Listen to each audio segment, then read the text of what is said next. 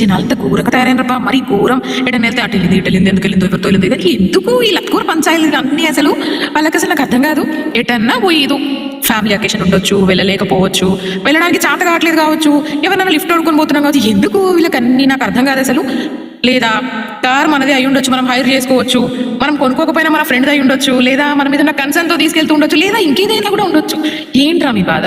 మాకు యూట్యూబ్ ఉంది, సో దానికి ఏదో షూట్స్ కోసమో లేదా ఏమైనా లొకేషన్స్ కోసమో ఆ లోకల్లో ఉన్నాయి ఇక్కడే కదా, ఎట్లాగో మనం ఏజెన్సీ ఏరియాలో ఉంటాం కదా, అక్కడ ఇక్కడ ఈ ఫారెస్ట్ లొకేషన్స్ మంచిగా ఉంటాయి కదా అని ఏదో ఆలోచన చేసావు. దానికి కూడా ప్రతి దానికి ఏంది ఈ అమ్మాయి చెత్త ముఖాలందరికీ సమాధానాలు చెప్పలేకనే జుట్టంతా సగం తెల్లబడుతుంది.